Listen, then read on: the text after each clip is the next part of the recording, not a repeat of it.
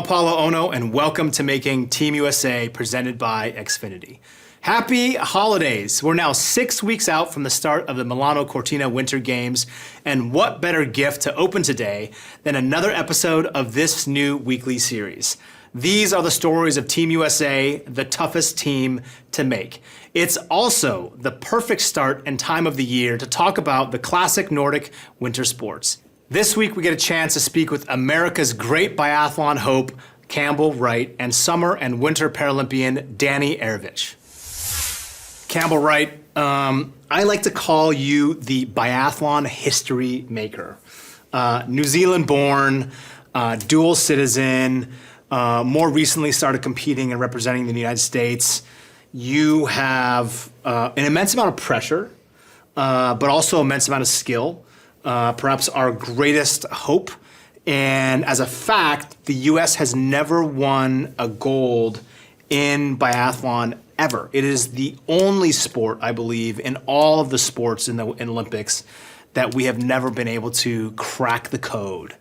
So nice to meet you, man. And I'd love for you to walk us through a little bit about first how you got into the sport, where we're at today, and then I want to talk about some of those things that we were talking about offline about, you know, the cool flow state and all that really cool, interesting stuff about what you do. Yeah, dude. Thanks for having me. You hyped me up maybe a bit too much there. That's not going to be good for my ego, but yeah, let's pump that baby up, you know? Yeah, so I started biathlon. I come from a pretty sporty family. I have 3 brothers, and as you can imagine, physical exercise on the weekends was my parents' favorite thing to do to kind of tire us all out and maybe have some peace and quiet. So come from a pretty sporty family. My oldest brother is a professional road cyclist, but I got dragged to mountain biking and road cycling races when I was young and didn't really enjoy that so much. But I found cross-country skiing when I was maybe 12. And in New Zealand, we have a great cross-country skiing field with a lot of great people up there. And I knew I was like talented at skiing. Like I kind of took to it like a duck to water a wee bit. But what really sold me on cross-country skiing and biathlon was the community.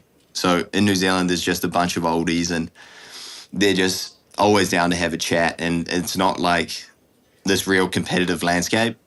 As you can probably imagine, being a New Zealand cross-country skier, it's pretty chill. You can kind of go up and have a sausage sizzle and do a race on the weekend. And wait, hold on. What is a sausage sizzle?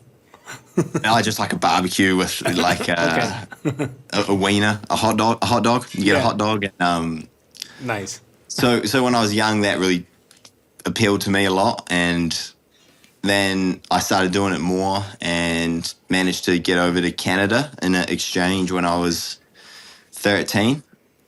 And raced over there and kind of didn't do as bad as I thought I would.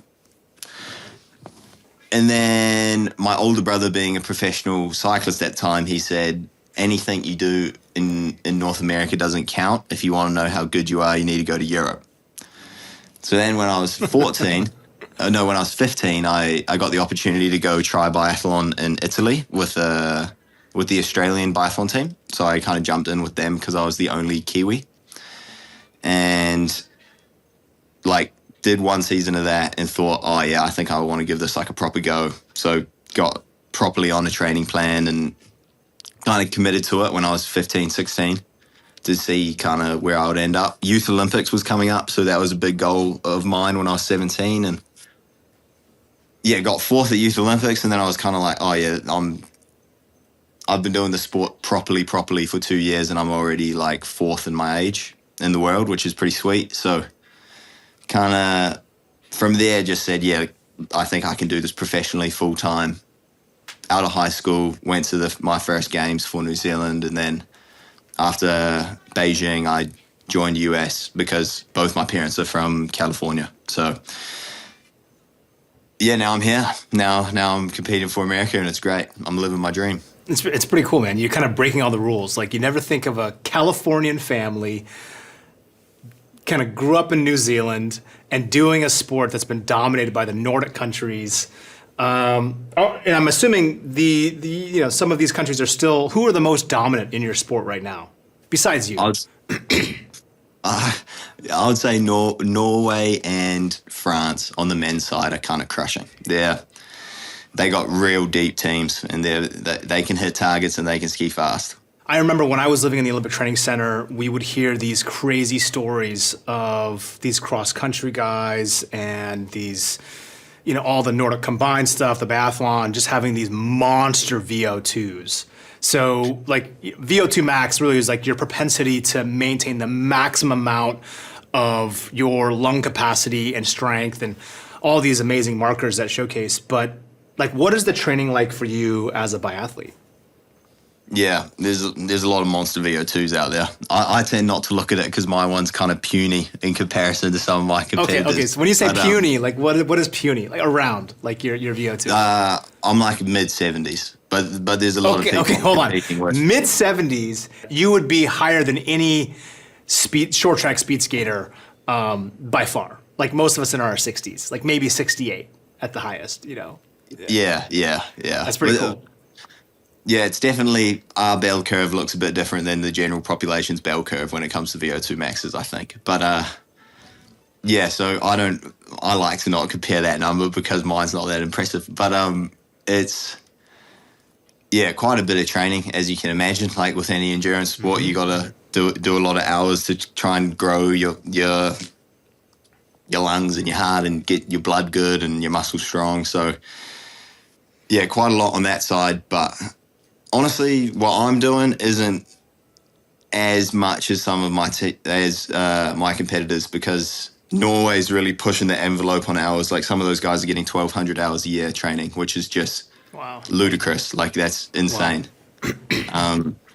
So yeah, when it comes to training and stuff, I don't really have a lot of weight to throw around. I do things a bit more traditionally and a bit more meat and potatoes. Let's say I'm not into any of the fads of the double threshold or heat training or any of this. I'm kind of I'm training like it's 2012 still, and it's working for me. So yeah, well, I think that's good, right? That's what gives you confidence. You know what works. You have a blueprint for success. Look, this is the one only Olympic sport that the U.S. has never really dominated in.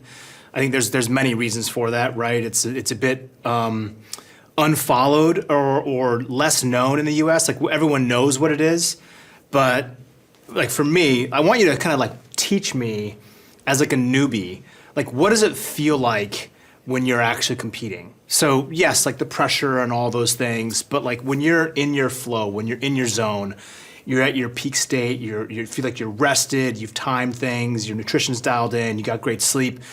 What does it feel like? You're obviously pushing threshold, right? And then you have to stop. Right, so it'd be great if you could just explain to folks like what does this sport look like, and then what does it feel like when you're actually doing it? If I could give one thing to everyone in the world, it would be to feel how good it feels to be good at biathlon. It is awesome. It is a great feeling. Like, so as you can imagine, you're in the start gate, and they say go, and then you're skiing pretty much.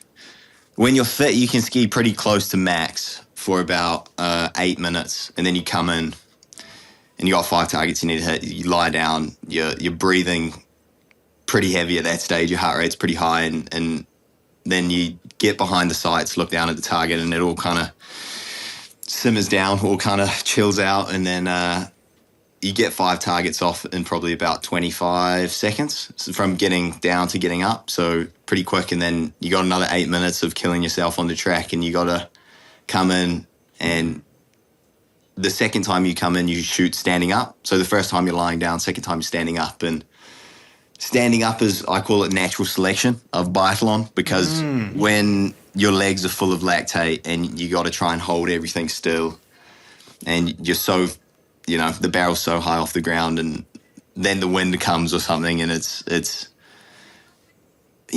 difficult. And when you get that right and you leave, and if you miss, you got to do a penalty loop. Right. An extra 150 meters. So. And how long does that take usually?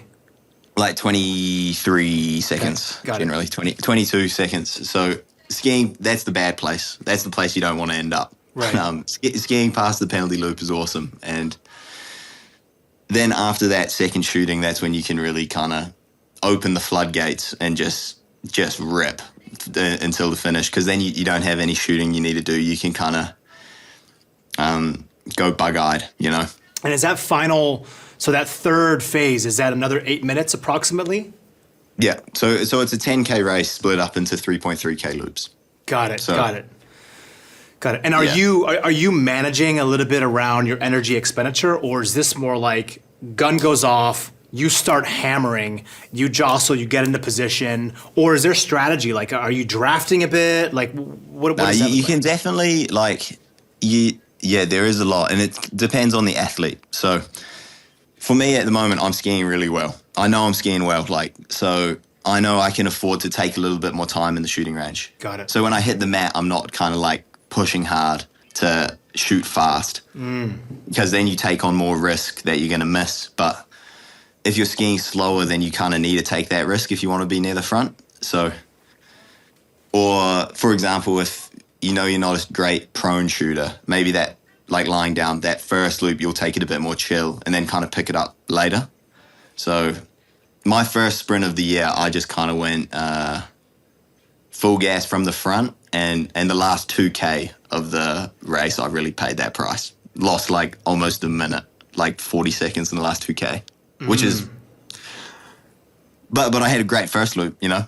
So take the wins when you can get them. But yeah, there's a bit of tactics behind it, and especially when you get in like the group, like a mass start where there's 30 guys all starting together, and you're kind of like, okay, this guy shoots fast, so if I want to leave the range with him, I need to come in like a bit before him. So you maybe put a jab in before the shooting range, and yeah, then you're getting really into racecraft, and I could talk about that for hours. But no, there's a lot of things going on, a lot of moving parts, and in biathlon, until like that last shooting can change things so much, because it's pretty common for the leader to come in and miss 3 targets, which will send them from first back to like 25th. Wow. So it's cutthroat, but when it all works, it's awesome.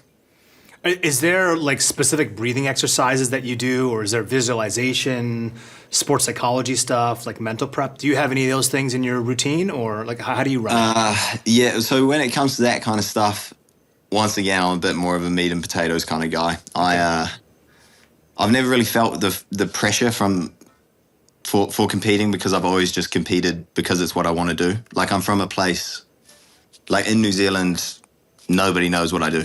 And so no one really cares. And that's super freeing, honestly. Like, you see some of these German guys after a race, and they muck up in the relay and they're just crushed because they know that there's probably 2 million Germans at home just watching. Yeah. So when it comes to that kind of pressure, I've always kind of just had that one naturally, which is super nice. And I don't take it for granted. I'm really happy that that's kind of... And also competing for US, as you said, it's not so popular, and I think that's also pretty freeing in a way. And a good advantage, I think. But yeah, lots of visualization kind of just happens naturally. I'm a bit of a daydreamer, so as you said, as I said, we train a lot of hours. And if you're out on your bike for 5 hours, it's easy just to kind of think about biathlon and shooting, and it's a deep rabbit hole, but I think it all helps, you know. It's great. Yeah, I can imagine. All right, Campbell, so this show is called Making Team USA the Toughest Team to Make. And you are one of very few who've had the pleasure of making another Olympic team, and now on this team. Does that ring true? I'm going to be honest, the New Zealand qualification was a lot harder than the US qualification, because New Zealand has this thing where they only want to send people who have the chance to get a medal. Sure. So New Zealand kind of prides itself on sport as well a little bit, and kind of punching above their weight is kind of our thing. So they don't want to send someone to the Olympics just to finish. Got it. So their qualification is also pretty tough. Well, it was pretty tough to make that team. Well, then it primed you well. Everything in your life has a similar kind of thing, it sounds like. You love punching above your weight, this kind of wildness. It's awesome. Yeah, but for sure, Team USA has so much sparkle. You know, I remember when I flew to Lake Placid for the first time to do my first training camp, and I was going to the Olympic Training Center, and my dad's real big into American sports. So we kind of grew up on, you know, like Miracle and and Rudy and Invincible and all these. Did you go to the 1980 hockey rink? That's near. Oh yeah, I watched the movie my first night there, and then the next day went to the ice hockey rink. That's the rink that I used to train on when I used to live in Lake Placid. Yeah, so it's epic. Like the history Team USA has is just insane, and it's very cool to be a part of that. And I got like my induction kit yesterday actually, and it's just like a hat, and it says USA hardest team in the world to make, and you made it, and I like sent it to my family, and it's just sick, It just inspires, I guess is the word for it. It makes you think you can do it. That's right. Which is cool. Against all odds. That's kind of our thing, is like no matter what the odds say, is stack it on. We still think there's always a chance to win. Always. Yeah. Nah, it's pretty epic, honestly. Super cool. I want to know, in my sport, there was a couple of athletes that went to go compete for other countries. Some of them have competed for one country and then gone and competed for another country. So for you, especially in your youth, right, you've got the experience of competing in your first games in Beijing, but walk me through like the emotional calculus that you had to do and run through when you decided to switch countries and compete. Obviously, your parents in California, but like there is some decision-making process there, right? Like what was the deciding moment for you? Yeah. Great question. So I was born and raised in New Zealand, and I'd come to US to visit like aunties and uncles and grandparents a few times when I was younger. But it's one where biathlon is a big money sport. Like it's the second most watched winter sport in Central Europe, or maybe even the most. And to be competing with the biggest teams, you need to be on altitude camp for like 2 months before the season. You need to have the best waxing in the world. I think Norway's waxing budget alone is over $1 million annually. Their waxing budget? I don't know. What is the waxing budget? What is that? Yeah, so the skis are really important. Mm-hmm. So each World Cup athlete will probably have 30 pair of racing skis, each one for a different condition. So one for cold snow, one for new snow, one for wet snow, one for man-made cold snow, man-made wet snow, rained on snow, ice. Like there's a different grind on the bottom of the ski for every condition that gives it the best glide.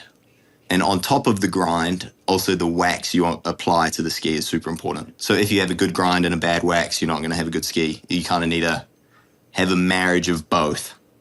And so Norway has like over €1 million a year budget to get the best skis for their athletes. Wow.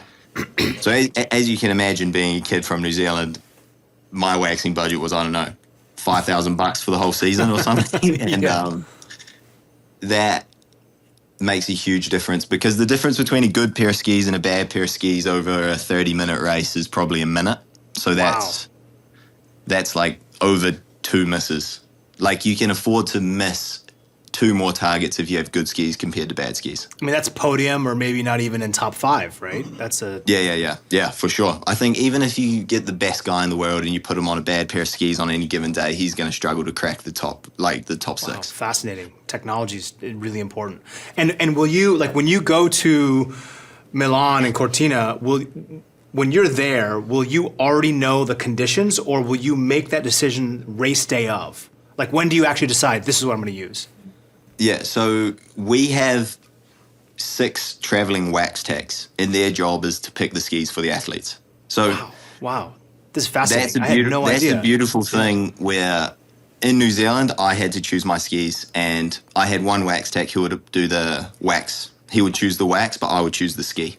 But here, there's we have a team of wax techs who do that for the athlete, which is already a huge reason to swap to US, because that's just a huge advantage.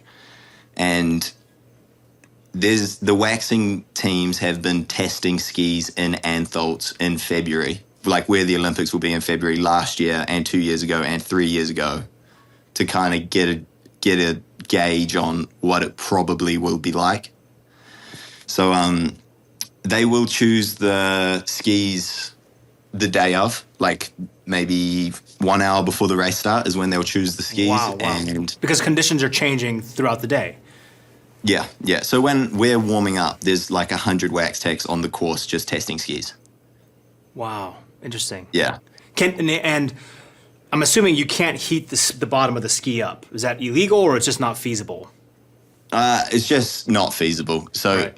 like back in the olden days, they used to keep the skis in the car with the heater on until the start. But after, Yeah. 10 seconds of touching -5-degree snow, it's It's game over. they're pretty cold straight away. But yeah, so skis are a big deal in our sport, really big deal. And I'm lucky where I get really good material from Rossignol, and also our wax team is pretty sweet as well. They don't miss often, which is all you can ask for. Every wax team will miss one day here or there, but if your skis are at the top the majority of the time, that's a big win. So that was one of the reasons to swap to US. Another was I was getting pretty lonely, honestly, like traveling and doing the racings by myself. So I was kind of like getting a bit burnt out as a 19-year-old, just traveling around Europe by myself doing World Cups for 4 months. Right. So the team aspect of US is probably the biggest reason why I swapped, because having a group of boys to train with and travel with and go on altitude camp with and do all that with is just awesome. Like it's such a quality of life improvement. Like not even in the training sense, but in the sense of when I come home from a race, I have people to go eat dinner with. Or on a 10-hour travel day, there's 20 of us all traveling, So that was another big reason to swap to US. And then the third reason was like the actual coaches themselves, like the training plans that they're giving and the science going behind the training. I was kind of training a bit like a cowboy back when I was with New Zealand. Maybe not. I kind of get the most. feeling that that's been your style, though. You talk about this like you're just a little bit old school. You don't just try. Just kind of show up and give it a crack, and so that's how I trained before. And I would say probably a big performance benefit has been getting on a better training plan. Something with a bit more, concrete evidence behind it, other than just more structure. I get it. You got the raw talent. You mirror that with something that's consistent. That's when you get these big lifts in performance. Yeah, it's definitely one where I look back and I'm like, how did I manage to get so far with what I was doing? But I think it also helps when you do get to a good system with good coaching and good skis and good everything. If you've come from something with a bit less, I think you still have kind of that resilience built up a wee bit, and you can really benefit from the support structure, because I haven't had it my whole career, so it's something I'm really you weren't grateful coddled. for. You started with like 1% of the budget of other countries, and then you still show that you can show up. That's probably a better pathway towards winning. Yeah.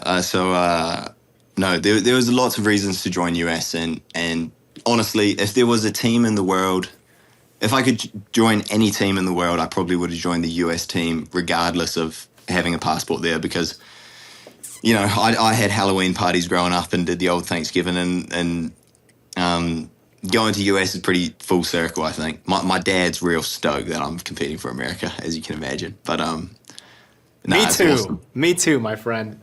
Me too. All right, I want to get into the nitty-gritty of the sport a bit. Every athlete's a little bit different. Some have some self-talk, some reminders of what they like to do, or when they're in the moment.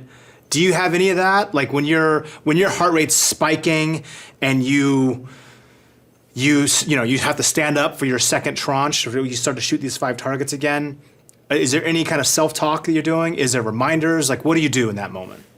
Yeah, it's, for me, when it comes to like the mental side of things, I think my biggest skill is that I'm free when I'm racing. Like I really don't feel pressure, and I get on the shooting range and I can kind of just turn my brain off. I know that my body knows what to do, So I'm able to shoot fast, and if I hit a hill and I'm feeling good, I don't restrain myself in any way. If I'm feeling good, I'm going to rip, I'm going to try my hardest to get. Yeah. And I think it's a better way to go, because I think a lot of athletes can tie themselves in knots. And what's in between their ears gets in between them in a good race. You know what I mean? It's kind of like, Absolutely. it's one where for me, less is more. You know, if I'm happy and I'm at the start line and I have a good pair of skis on my feet and I know I'm fit, like I've already won if I'm in that position. Regardless of the result, if I'm fit on the start line, ready to go, it's a win. Like, it's a privilege to compete, and I don't take it for granted whatsoever. So for me, just being on the start line's a win, and that really allows me to race a bit more, like, fearlessly, I guess, a bit more recklessly also is another word for it. But I like that. But Aggressive, it works, you know? young, reckless. By the way, these are like very strong American traits, my friend. We love like the fearless, like the kind of unconventional, come from behind, right? Like, like, we like that stuff. That's like embedded in the American spirit. Yeah, I say that, but today I did lose the first US men's podium in relay. Got it in third and finished in fourth. So maybe that was my arrogance getting in my own way a wee bit. But Learning lesson. The games aren't here yet. yeah, exactly. So it's I know that a lot of other athletes are doing a lot more of that stuff, and maybe it's something I'll look into, because it's always, when things are going well, you never look for what's wrong, you know? So if I get to a stage in my career where things stop working, which I'm sure it will happen. If I'm doing biathlon until I'm 33, that's 10 more years, and for sure something's going to go wrong. Like, and when that happens, I'll cross that bridge when I get to it. Then I'll start to dive into maybe like a psychologist or a bit more mental training or this or that. But at the moment, I would say in between the ears, I'm sound. So that's the main thing. That's great, man. It sounds like you've got a plan that works. You mentioned that, the 6-inch space between our ears is the world's greatest asset or the world's strongest prison. You being free is free from that prison, which allows you to perform your best. I too, when I was competing in short track speed skating many, many years ago, when I felt free and less encumbered by my own thoughts or doubts, I performed my best, because I wasn't thinking. There was no negotiation with that other mind. I was just in it. I was in flow. I was just performing. Yeah. That's like the best feeling. It's also nice because our training is so like regimented, and there's a lot of chains on you when you're training, which is a weird way to say it, but a lot of our training is like slow and really focuses on hours in L1, which is like using, I don't know, you're going like 50% of what you can go. And then L3, which is the speed at which you can clear lactate at the same rate as you're producing it. So when you're training in L3, the moment your legs start hurting, you're doing it wrong. And honestly, as an athlete, you just want to go out and hammer, right? You just want to go out, you want to give like 100%, you want to come back, you want to be tired, you want to be wrecked. But sadly, it's death by 1,000 cuts, you know? You're better off to have like 10 days like doing 50% of what you can than one day doing 100 and then spending the next 9 recovering. So there's a lot of restraint you need to train the way that I train. And one thing that's so nice about racing is no one can tell me how to do it. You know, I can just go out there and if I want to attack up a hill, I can attack up a hill, and no one's going to tell me I can't do that, because it's a race and I can do whatever I want. So that's also really nice thing about racing, where no one can tell me how to do it. That's kind of my 25 minutes or 30 minutes. Like, there's someone to help me every other time of the day. There's the masseuse to help recover. There's a chef to help cook food. There's a coach if I'm missing in the training to tell me what to do. There's so many people telling me what to do or how to do something every other time. But from the start gate to the finish, you're by yourself, you know? And I really enjoy that. That unpredictability probably makes you hard to compete against, I can imagine, from other competitors. Yeah, or I do something stupid and I'm easy to compete against, but it's the way it goes. Yeah, that's really cool. You remind me of this very famous, legendary track and field athlete named Steve Prefontaine. there's One of my idols, mate. One of my idols. really, you guys have a similar, I don't know what it is. There's something about the way you talk about competing, the way you describe the change during training. You've got this, and I say this with all respect, you have this wildness about you, this aggression that I love, right? It's like, don't ever lose that, man. That stuff is like, you can't teach that. This is stuff that is very raw. Yeah. If I lose it, I'll just retire. I always said the day I lose the love, I'll step back. But for the moment, it's still going strong. Yeah, very cool, very cool. And the kind of life cycle of someone in your sport. So you're quite young now, but I'm assuming because you're in this kind of upper threshold endurance arena, in your late 20s, maybe early 30s is when your real kind of lung capacity peaks, your physical peak. Like, what does that look like? Yeah, so the longevity in biathlon is insane because cross-country skiing is a very low-impact sport. Mm-hmm. So it's not like running where I'm going to get stress fractures or maybe like tendonitis in my Achilles or something. Like it's pretty easy to stay injury-free, which, touch wood, is great. But also, as you said, the endurance, like your lung capacity, your blood, all these things are developing through to your late 20s, even early 30s. But there's even one step more with biathlon because the older you get, the slower your heart rate goes, which also then makes it easier to shoot because then you have a lower heart rate just naturally over time. So you get the benefit, there's some amazing biathletes who, I'm competing with people who did their first World Cup before I was born. Like there's like 43-year-olds out there racing World Cups getting top 20s. I did not know that. Very cool. That's just because they have just figured out the shooting range, right? They come in, they shoot in 19 seconds, they leave, they never miss, they're just locked in. So what they've lost in ski speed, they've gained on the shooting range. So yeah, I would say the peak is late 20s, early 30s, and then normally retiring around like 36, 37, around then. Very cool. So also I want to know, when I watch you compete in Milan, tell me what I should look for. What are the things that I should really be looking and watching? Because as someone who wasn't routinely watching biathlon, I don't know what to look for. Well, I think the best one is it's really fun when you get to know the athletes competing because they kind of have their like tells, like you get to know, oh, this person's like there's one French athlete who the amount of times he's in the lead before the last standing is phenomenal. And then he will just come in and just like miss three. And it's so heartbreaking, but it's one when... So miss three means he's got to do 3 laps around the penalty? Yeah, which means he drops back to like... Oh, so he's like almost a minute back. Yeah, like he really... But it's... I would say getting to the mat and approaching the mat, like seeing the body language of the athletes is huge because you can see that like... Yeah. Slow, tension. smooth as fast, because... We're also in a race and we're having to shoot. So it's that balance between precision and also kind of ripping the targets down. You got to pull the trigger. And generally we're only having like 1.5 seconds between each shot. But the body language when someone hits the mat, you can kind of tell if they've overcooked it in the skiing or if they come in and they just look butter smooth, relaxed, like on their face, everything's calm. Probably pretty good bet they're going to like go clear. So that's a big one to look for. And then the biggest performance indicator is ski speed. Like if you're not skiing well, it doesn't matter what you do on the shooting range. So course time and body language onto the mat. Love it. Very cool.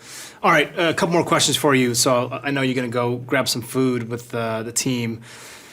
What has to go well for you in Milan for you to make the podium and for you to win? Like, what does that look like? Honestly, if I'm in the shape I'm in now in Milan, I'll be pretty happy. I'm skiing pretty good at the moment. Like, had best course time last week and 4th course time this week. And I can work with that. Like, 4th best skier on the day. I can shoot quick. I can shoot good. So it's if I can show up in good form, which is the plan.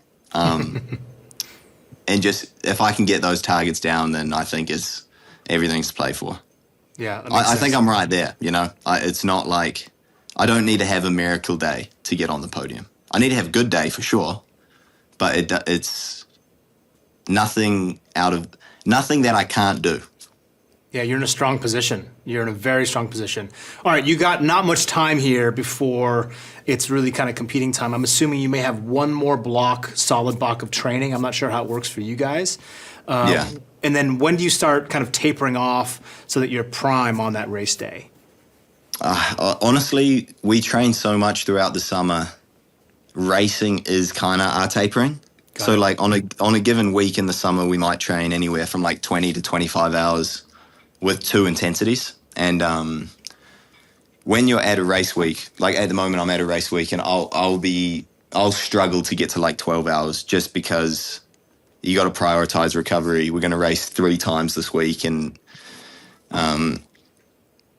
so for my body to go to a race week and do 3 races back to back is actually easier than doing like a 25-hour training week at altitude in the summer. So it kind of is our tapering block. So we'll do 3 weeks of races in January, and then we'll have 2 weeks off to go to altitude, do a training camp.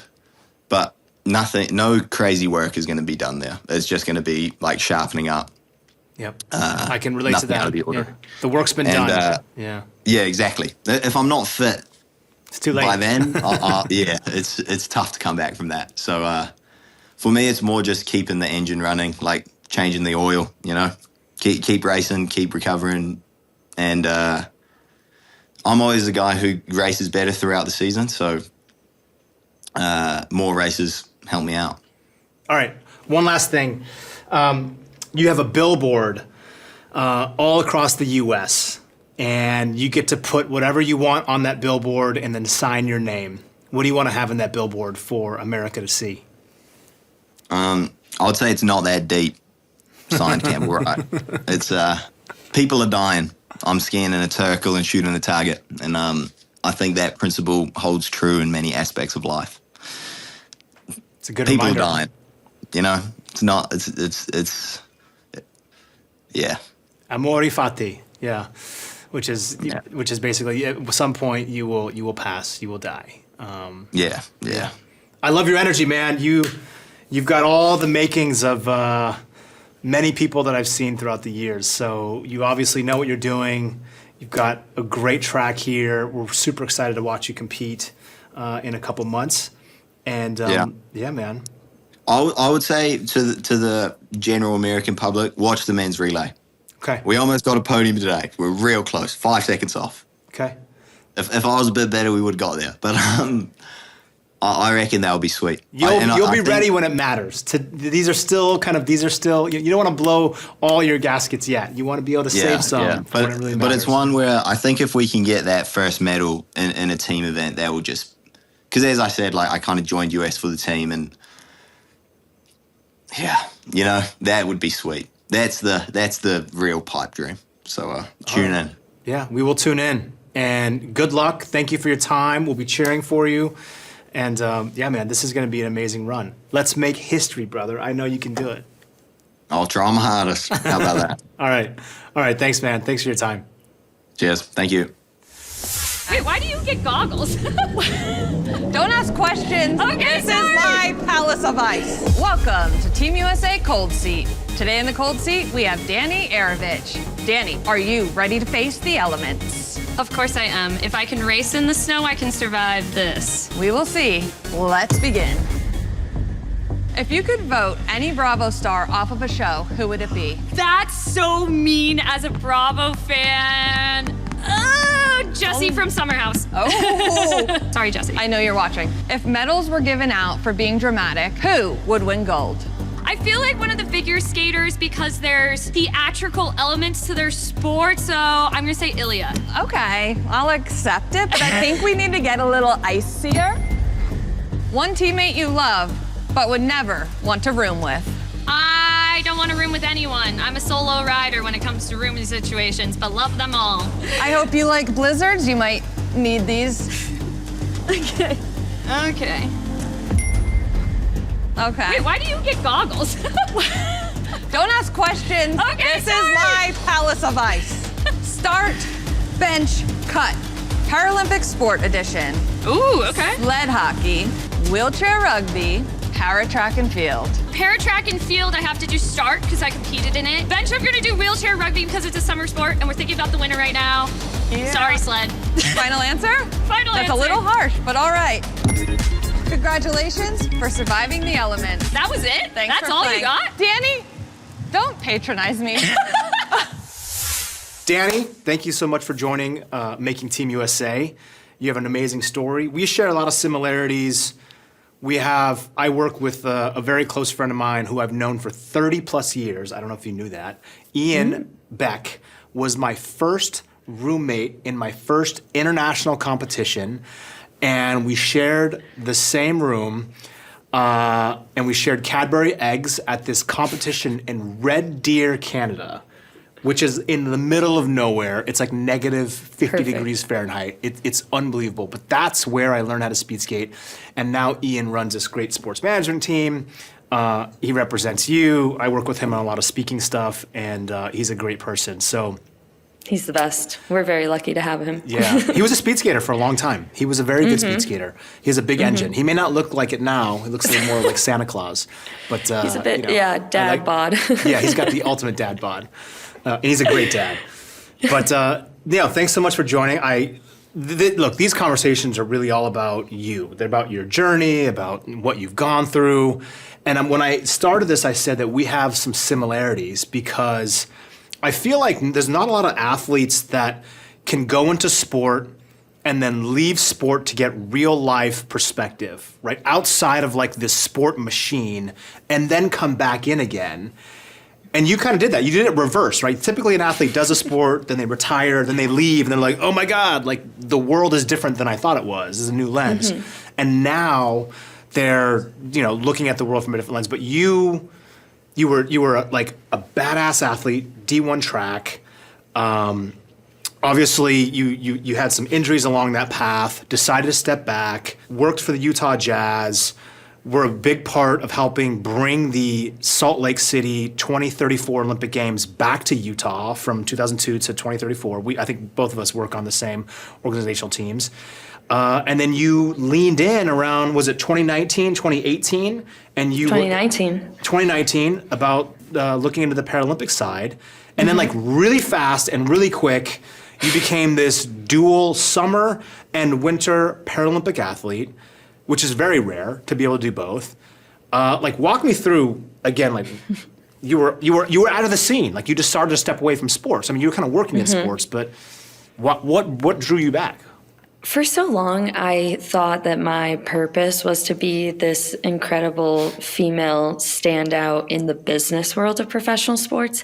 And I never, though, got to end my athletic journey myself on a note that I felt really proud of. And it was like when I was working in the space, I was constantly helping other athletes shine on their biggest stage, and in that case, in the NBA. But I never got that moment for myself. And I truthfully didn't know much about the Paralympics, know much about my eligibility, where was there a place for me in sport as an adult? Because for so many college athletes whose careers end in that college space, there's not always that clear path to continue. And for me, there was no clear path. And I am so grateful that at the time while I was working, a family friend whose daughter ended up making her first Paralympic team back in Paris, she reached out and said, you should try Paralympic track and field. And not knowing much about para, didn't know there was a classification for me, didn't know there was an opportunity, but it opened up this entire new world of now a business career, but also my athletic career. And I never sought, though, to be a winter athlete. Like, it really was not my intention. I was going to go to the Tokyo Paralympics, make that team, and then probably return to the office and continue working in professional sports. But this winter world opened, and now, I'm in my second time doing a quad, going for my third games, and I just don't know if I could ever stop cross-country skiing now, a sport that I only discovered in my mid-20s. I mean, that's like very rare. I mean, you pick up a sport very late. You obviously have like the cardiovascular, the musculature engine to pretty much do a lot of different sports. I feel like if you were good in soccer, football, track, especially in cross country or 400, like the engine, the core engine is actually quite strong if you can adapt and you're athletic enough. That's cool. I think your journey to success will inspire many, many others, perhaps who also, I didn't know that thing existed. I didn't know that was possible. All these people that have these natural abilities, this natural selection, but they never actually pursued it. So we'll pull some accountants out of the nowhere. We'll pull some marketing people who've been sitting at a desk their whole life and go and try to get into the Olympics. How are you feeling now? We're only a couple months away from Milan. The journey's been long and arduous, I'm certain, but what's going through your head? It was a really tough decision to decide to not pursue Paris for a summer sport because I, loved the summer games. I feel somewhat like my summer games was not the experience that so many of us deserve due to COVID-19 and the no fans in the stadiums, no family, no friends present there for the games. And I was so interested in trying to make the Paris team. But after Beijing, I sat down with our director at the time, and she said something that was very powerful to me, and that was, do you want to keep qualifying for games, or would you like to medal at games? Ooh, I like that. And so that made me really reflect, do I want to just keep doing summer, winter, with a lot of sacrifices for one sport to the other, or do I want to really give 4 years of attention to skiing and learn the sport to a much deeper level as someone who's still one of the newest in the field in a sport that does require a lot of technique. A lot of people who are my competitors have been doing it for most of their life. And so I had just started at such a late point. And I'm very proud and happy of that decision to step back from summer.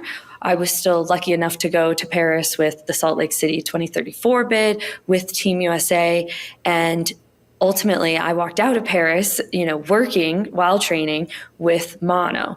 So to have mono just a year and a half before the games, a illness that is so hard to decipher, how you're going to feel, how are you going to recover from this?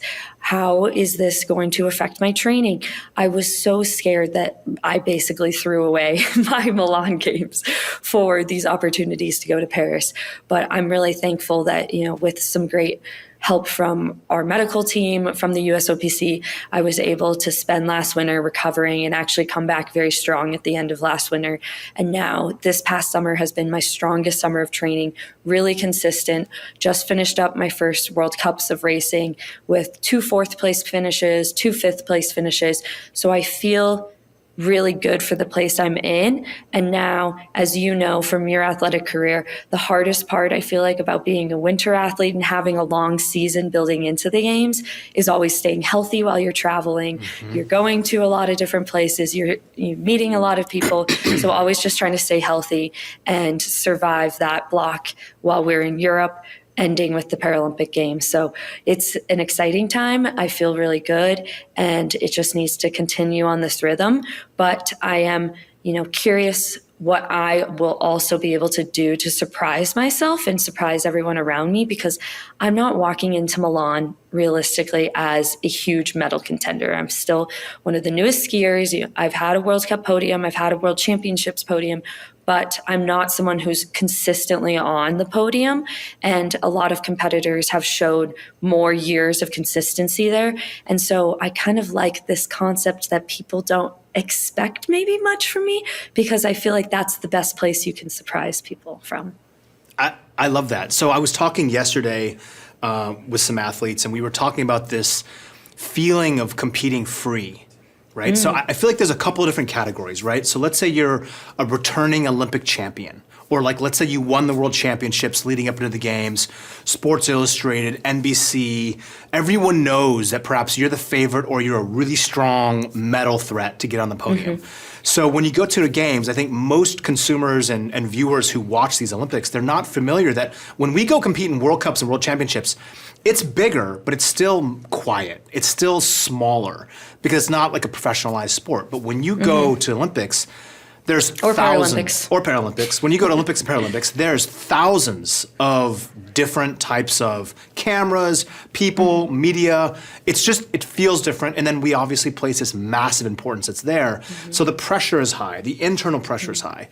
And then there's this other concept of those who have all those things, but are able to take off that kind of false weight vest, or so to speak, right? This thing that like can sometimes feel like it's just so much. And when I used to compete, I used to always think about, like, I was always the underdog. Even like when I was the favorite, I would keep my own medals from previous games. They were in a sock drawer. They were like tucked away. I never wanted to rest on my laurels. I wanted to train insane. I wanted to train as if I had nothing. I had nothing to lose.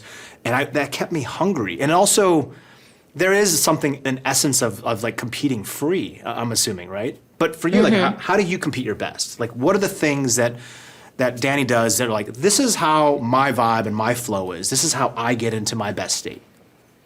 I say that I compete casually. And when I say that, just so casually. I compete casually. I often think that when I have my best races and my best performances to date, I need to approach it with a casual attitude. Obviously, it's not casual in the way I prepared. I prepared for 11 months out of the year, spending a lot of time in the summer, doing a lot of really long activities to build my endurance base. I did a lot of technique work, but on the day of the race, I need to approach it casually. And that's trying to remove the pressure from myself and remember, A, it's a sport at the end of the day. It really isn't that serious. It's just a sport.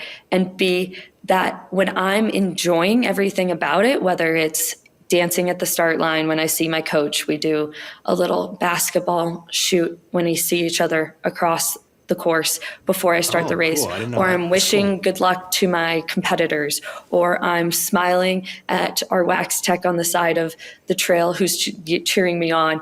When I come at it with this casual attitude, that's when I race the best, because I've removed all those levels of pressure in my head that probably actually don't really exist in the real world. Like, it's all made up in my head. And I actually learn to enjoy the moment and the race, because it is a sport. It is supposed to be fun. Obviously, we dedicate a lot of time and a lot of money and a lot of resources to being good at this thing, but it's ultimately a sport. And if I can have that casualness and enjoyment around a race, that's often where I'll surprise myself with how well I can do. And I think it's just makes it more fun for everyone. Like, when you're congratulating your competitors at the finish line, when you're wishing them good luck on the start, like, of course you want to go out there and beat them, but you also recognize, especially as Paralympic athletes, that we have experienced many similar things, that we have done a lot in our lives to get to this point, and we should enjoy the people we are racing. And that's the number one thing. And the best compliment I've received in this sport from a competitor actually had nothing to do with my athletic performance. They said, the sport got more fun when I joined. And that is something I have to keep doing and showing up. And when I do that, I notice I race better. I love that. There's a part of me that wishes when I was competing that I had that. I was not, Dani, I was not like that. It was very I was very much in my own head. I was, a lot of times it was like to my own mental health detriment. Like, I was, I would win a world championships. There was like no celebration. I would go back to my room. I would rewatch the skating tapes when I was packing. It was just like a fear that it was just never good enough. I think it's also like a very powerful motivating tool to keep me on edge. But when I really zoom out and I look at the grand scope of like these experiences, just like you said, Paralympic athletes have gone through this very unique childhood, adulthood into getting to this stage. I think that gratitude of being like, I'm here, I'm going to enjoy every moment of this, regardless of outcome. There's something really beautiful about that moment versus being so, I think, all of your worth is being dedicated towards, if I don't receive this result, then I'm going to be unhappy. I think that's a little bit of a dangerous, slippery slope that many athletes and many of those who compete are facing in today's world. So many athletes too don't, I think, seek out, maybe it's due to time or commitment levels, additional hobbies or things going on in their life. And I think that's somewhere I've been unique too, is I've continued to pursue my business career while I've been training. Yes. And it's had its challenges, Love that. but I also have this other thing going on that I can put energy into and put a lot of emphasis on, so that sometimes, if I don't have the best race or the results don't go my way, because ultimately as athletes and competitors who are racing, we can only control what we do and we can't contrul anyone around us.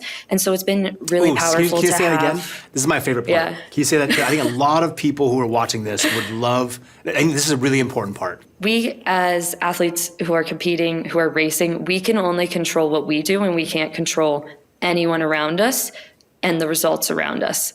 Yeah, that's very important. Can you talk to me about how you got this like biathlon bandit name? Like, was this like your own like alter ego? Is this who you are? Like what is this?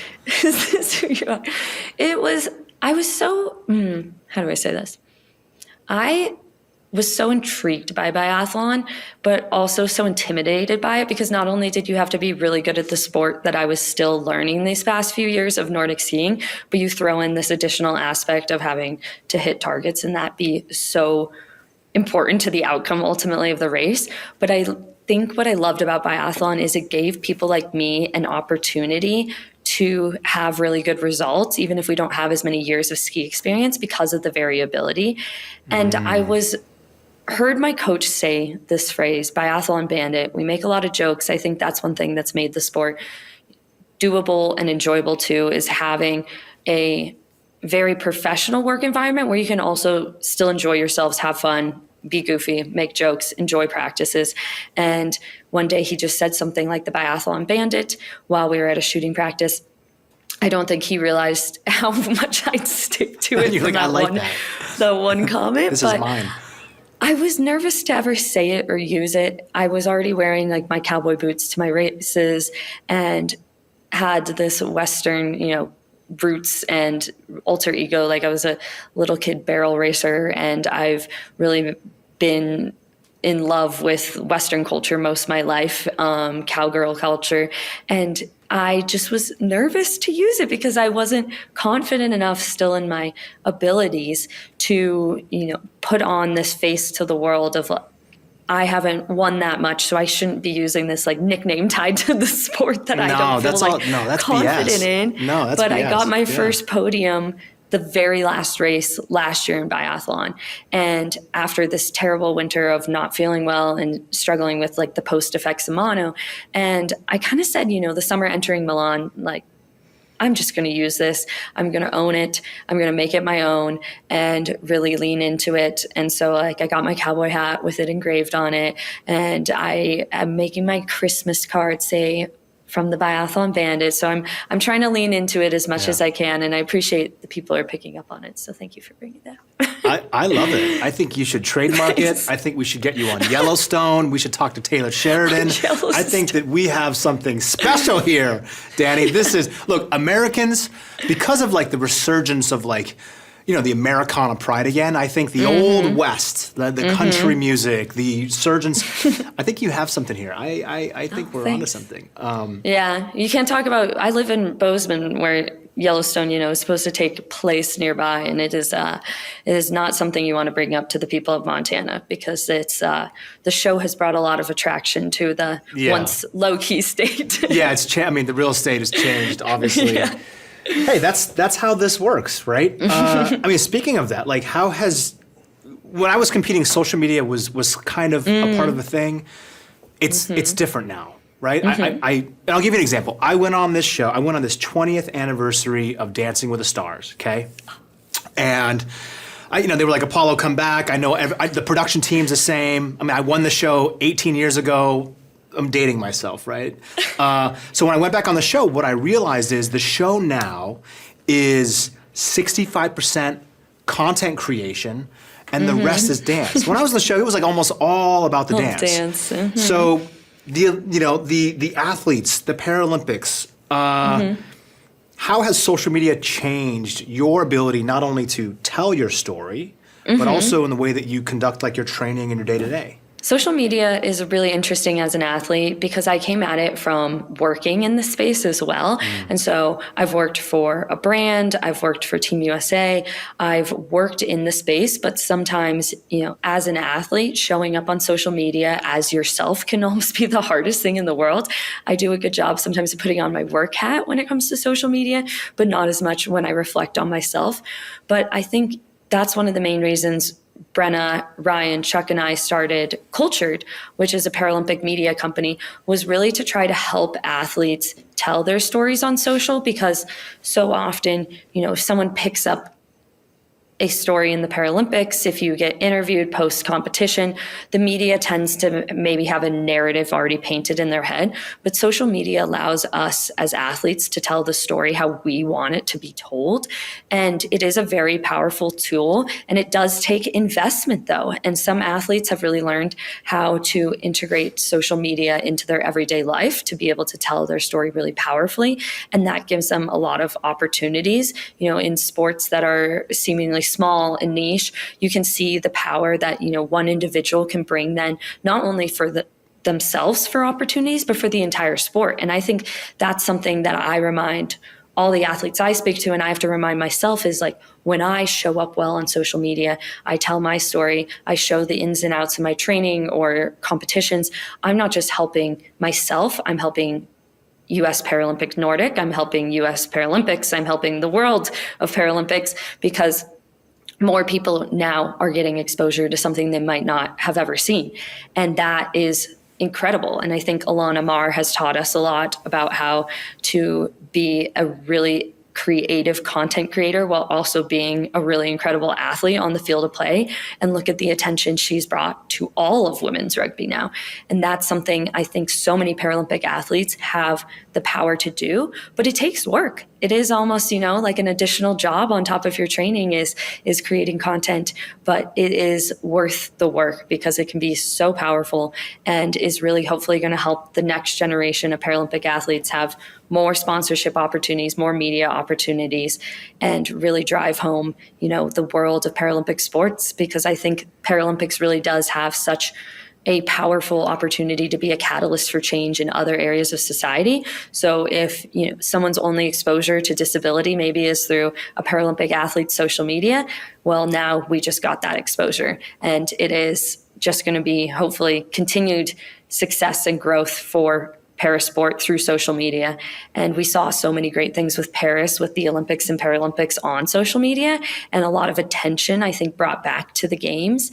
And hopefully we'll see that for Milan, and definitely hopefully we'll see that for LA. That is so well said. The journey of an athlete is not easy. Getting financing, funding your life, figuring out what you're going to do post-sport. Social is that way out where you have an opportunity regardless of the outcome, which is a lot of pressure. If you get it, great, you win, cover of these cereal boxes, etc. Dancing with the Stars. Dancing with the Stars, very low-cut V-neck shirts that, I consider to be vests, whatever they might be, lots of rhinestone. That's right. I love that you're starting that agency, that marketing division. You obviously got the business chops. You understand how important that stuff is.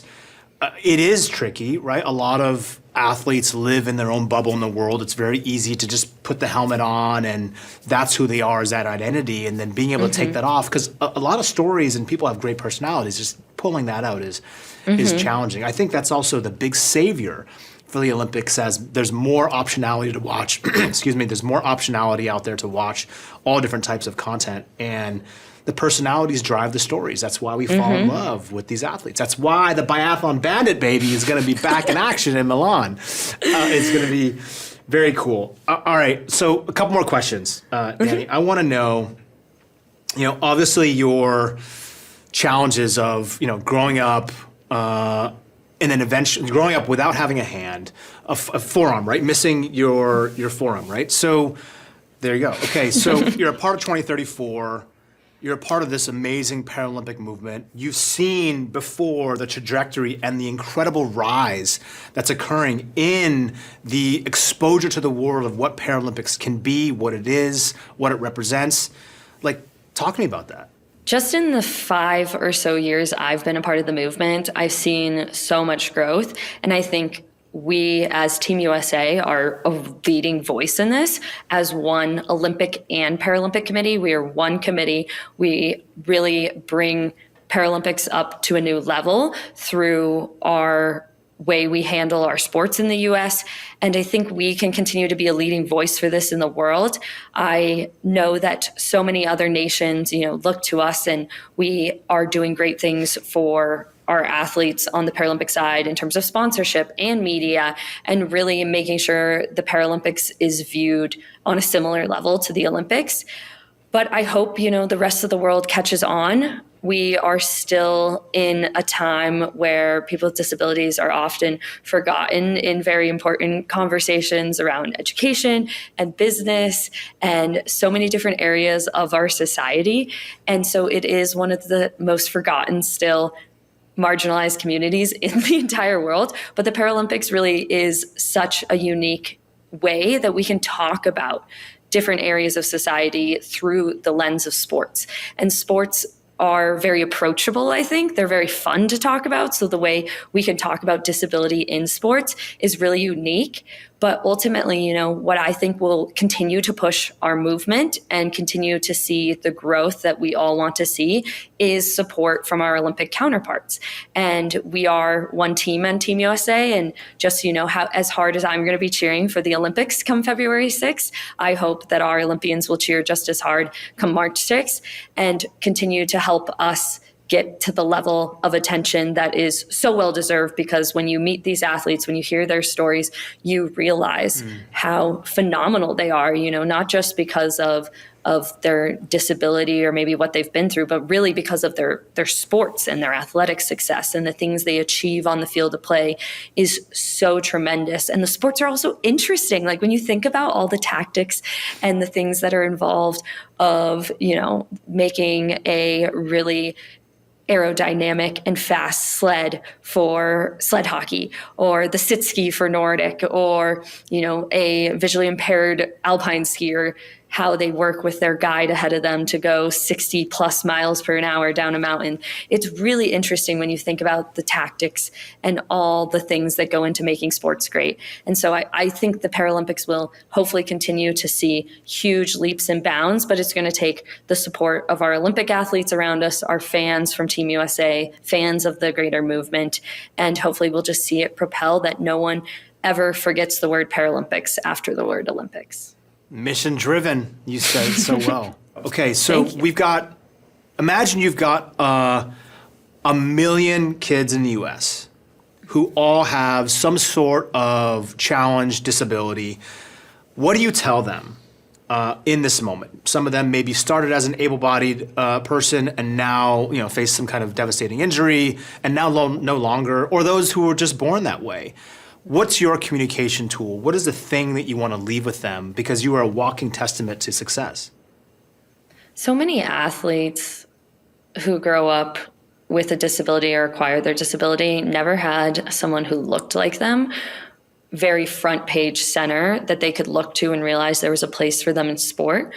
And that's something I hope that through the Paralympic movement we can change, is that kids with disabilities can see someone who looks like them, because it's a lot easier to imagine yourself in that place, whether it's standing on the medal stand or accomplishing something really significant in sports. It's a lot easier to do that if you've seen someone like you do it. And I think that Absolutely. speaks to so many different marginalized communities and why we need more diversity, in the winter sports space, in the Olympic and Paralympic movement. But I want a kid with a disability to be able to see someone who looks like them and realize there's still a place for them in sport, even if it's not apparent around them all the time. I love it. I love that. Well, Dani, it's been a pleasure spending some time with you. I'm going to be cheering you on in Milan. I think that you should definitely have a branded cowboy hat leading into Milan. It will be there. It will be there. I'd like to buy some. I'd like to spread them amongst our team. Let's bring this culture to Milan. These Italians are going to be like, what the hell are these Americans doing? Montana to Milan. That's right, baby. Montana to Milan. I love that. I love that. I wish you the best of luck. Thank you for sharing your Thank story. We're looking forward to seeing more of what you're building with Cultured. And Thank you. Yeah, you're going to rock it. I have no doubt. Thank you. All right, just stay on for a bit. I think maybe. Oh, yeah. He wants some cowbell. And the Biathlon bandit takes the lead.